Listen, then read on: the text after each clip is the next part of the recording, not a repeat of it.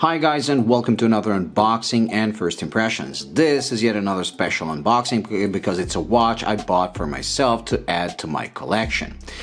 With the Submariner solved and the Speedmaster solved, I kinda completed the collection of all the watches that I always wanted, serious watches. Now, with those set aside, now I can concentrate on having fun, and this is one of the watches that I always wanted to try. It's a Seiko Tuna. If you follow my channel for long enough, you will know that I already featured a couple of tunas. The first one was the Solar one, then I went for the 300 meter quartz one with the 7C46, and because I have a pretty small wrist, 6.7 inches, it's sometimes 17 centimeters, sometimes 17 and a half, I thought the 300 meter tuna is the maximum I could go. Then when I got it, I realized it actually wears a lot smaller. So I went for the Darth Tuna, which is a 1000 meter quartz one. And when I got that, I realized that I can not only handle that one, but I was pretty interested in getting the Emperor Tuna to see how it will fit. And this is the Emperor Tuna. To be more exact, it's the Rose Gold Emperor Tuna, or the SBDX 014G. And the reason I went for this one is because ever since this thing came out in 2015, I thought it's probably the best looking tuna of the lot. You have the gold, but it's rose gold instead of yellow gold, although the regular gold tuna is still one of my grails. Now this one is very, very big. It's 52 point something in diameter, but it's also the lug to lug, where actually the lug to lug is 40 something because of these, where this ends. But given the quartz tunas that I tried, I kind of thought, why not give this a shot and see if I can handle it. When it comes to the watch itself, it's amazing. It's a beast. And as you can see, the reason I went with this one is because of this handset that's no longer in production. When Seiko introduced this handset, people were raving they want the old ones back, and Seiko listened. So these have been in production, I believe, for 5 years or something like that. Then they went back to the old set. Not quite old, but more in line with the old set. But this one, ever since they introduced it, I said it numerous times on my channel, this is the best handset ever designed. It's so legible, it's so easy to distinguish the hours and the minutes, and I love these Lume plots that are like they're made with a laser. They're so precise.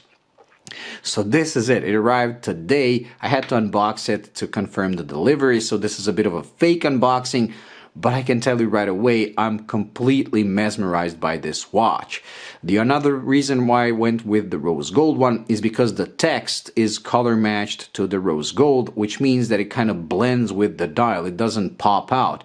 The only thing that pops out at you is the Seiko logo, while this is more subdued. I also love the fact that the date is at 4:30, so you get a full symmetrical dial when it comes to the Lume plots for the hours. Now this thing is amazing. It comes on a silicone or rubber strap. I bought it used because the prices on these do fall once they get to a used market. I didn't pay retail, but given that these are now discontinued and replaced by the old style hands, I do believe these have a potential of becoming a future classic. 52 millimeters, 52.5, 1000 meters of water resistance, although Seiko tested it, I believe, to over 3000 and they survived. Powered by an automatic Grand Seiko derived movement 8L35. It's a beautiful, beautiful watch. Ceramic bezel, titanium, DLC coated titanium, and you have this rose gold, I don't know if it's a titanium or a stainless steel bezel. Overall, a beautiful watch with one of the deepest dials that I've seen, and that's one of the things I always loved about the Tuna, not just the original design, but the depth of the dial. The chaptering on these things is almost completely vertical. You just kind of get like sucked into it when you look at it, and this one is simply stunning. Anyway, so let's try it on my wrist to see if my wrist can handle it, and it's a 6.7 inch wrist, so very, very small, but I believe I can pull it off. So let me just take off let's put it next to the Submariner so you can see just how big this thing is. It is humongous, but if you look at the lug to lug, it's actually shorter than the Submariner. So let's put this one away and try to strap this one on my wrist. Now, forgive me for the dust on the crystal. I will be doing a full review. And here it is on my 6.7 inch wrist. Let me zoom out, and as you can see, the watch is actually manageable for my wrist. It doesn't overhang.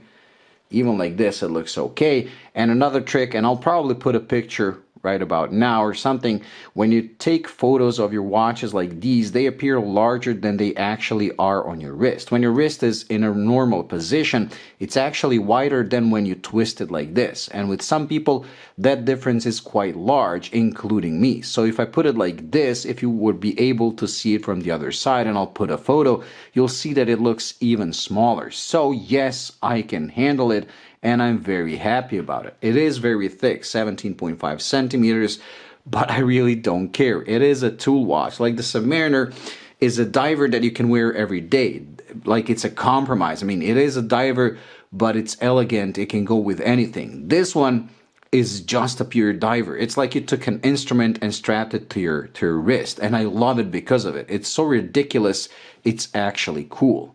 Love it. The history is huge, and I'll talk about the history and everything more in the full review, and I can't wait to do it, to see the macro shots and everything.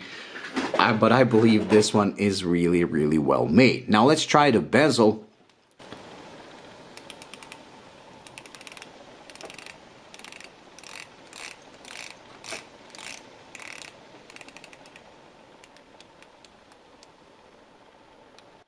It's incredibly smooth. It's almost like a Submariner bezel, if not better. Let's try this one. Yes, it's smoother than even the Submariner bezel, and it's very easy to grip. It has larger teeth, but because of the shroud, you can only grip it on a certain parts. And apparently these have amazing crowns, so let's try that. Okay, pops out. They're apparently very tough, and yes, it is. So let's try to wind the movement. Very, very smooth. Let's pop it to the first click, change the date. Very nice, and it naturally comes with hacking. Yes, the crown is like there's zero wobble when it's pulled out completely. Amazing. Let's screw it in. I can argue that this crown is better than the Submariner's one. Wow, that's just amazing. Anyways, when it comes to this unboxing and first impressions, I'm kind of smitten, so I'm lost for words. But do stay tuned for the full review. But now let's do the Lume shot, something that tunas are famous for. So let's charge both watches since we have the Submariner. And we're going to try to see the difference between a really good Lume and a Seiko Tuna. So,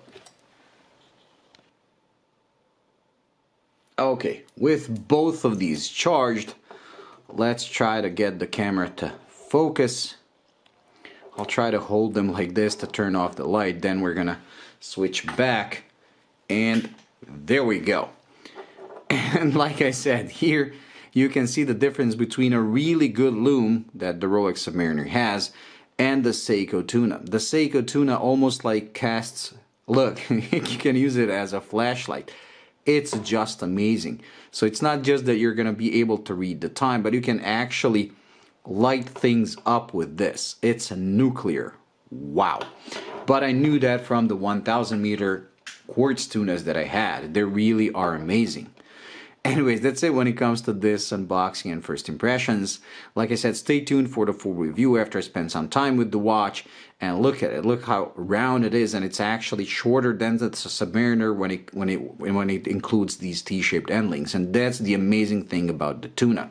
If you have a small wrist, even smaller than mine, you really have no fear. You can go for the 300 meter Tuna for sure, no matter how small your wrist is. 1000 meter quartz tunas, like 95 or 99% of people can pull it off. And this one, if you're 7 inches and more, most definitely. But even if you're 6.7 like I am, yes, it will look cool. Very nice. Love this thing. Anyways, that's it. So I'm gonna go off and enjoy this thing. And like I said, stay tuned for the full review. Thank you for watching. I hope you enjoyed. If you did, please like and subscribe. And I'll see you in the next one. Bye.